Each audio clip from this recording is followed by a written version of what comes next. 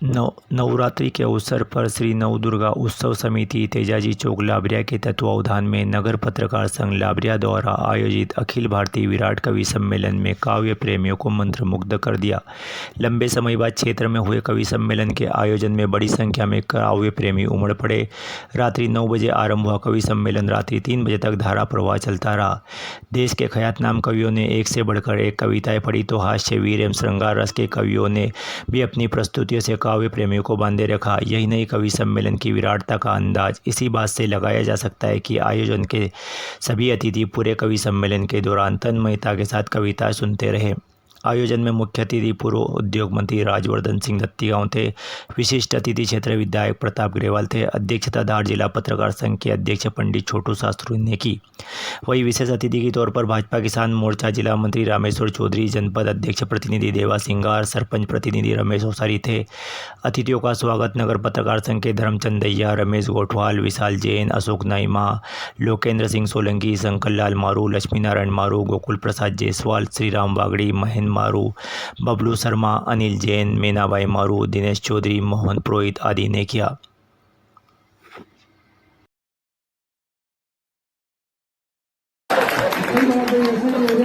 पर फिर भी एक बात ध्यान रखना चाहिए, कवि सम्मेलन एक आनंद का सब्जेक्ट है, परंतु आनंद के अलावा भी कवि सम्मेलन से जो मिलता है, जैसे कि उपम ने बताया था कि कविता एक वो चीज है, तो हमारे डॉक्टर बुलबुले जी कहते हैं कि कैसे दिन को रात कहेंगे, साई हम कलम के बेटे हैं, जो बात है वो बात कहेंगे और वो बात कही जाएगी मेरे भाई। जो लोग इस कवि सम्मेलन के मंच पर आप देख सकते हो, हमारा पंकज भाई, मतलब मेरे को ऐसा लगता है कि आप भाजपा के कवि हैं, क्योंकि आप इनकी ड्रेस को देख करके समझ लो, इतनी गर्मी पड़ रही है।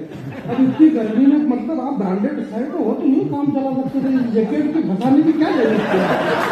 अब आपको ये समझना चाहिए कि भाई प्रधानमंत्री कितने पे बनता है, अखबार के लोग बैठे हुए 272 पे मिनिस्टर बनता है ना, प्राइम मिनिस्टर, तो जब 272 पे प्रधानमंत्री बन रहा है तो फिर 400 की क्या जरूरत है। तो भाई पेन भूषण से काम चल रहा है तो जैकेट की क्या जरूरत है आपको, ऐसे आप आराम को बदलो बैठे हो। ये इसलिए बैठे हुए हैं कि राजा साहब इसलिए बैठे हुए हैं क्योंकि विधायक साहब बैठे तो विधायक साहब की मजबूरी ये है कि राजा साहब बैठे हुए हैं।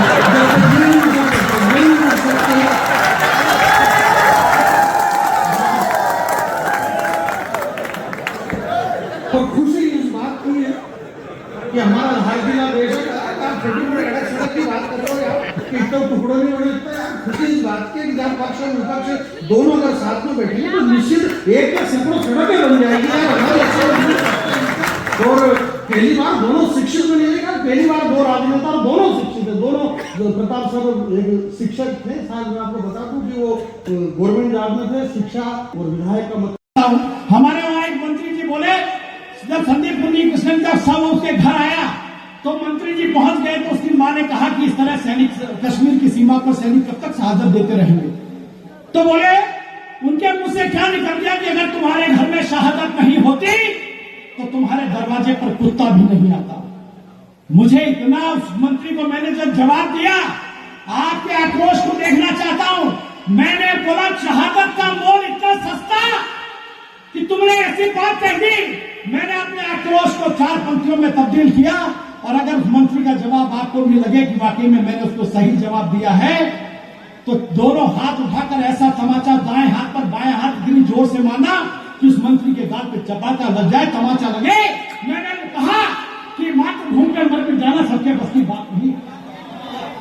तो यार फोटो में लगे पड़े यार, फोटो इतना बड़ा में खींचा तो है अपना फोटो।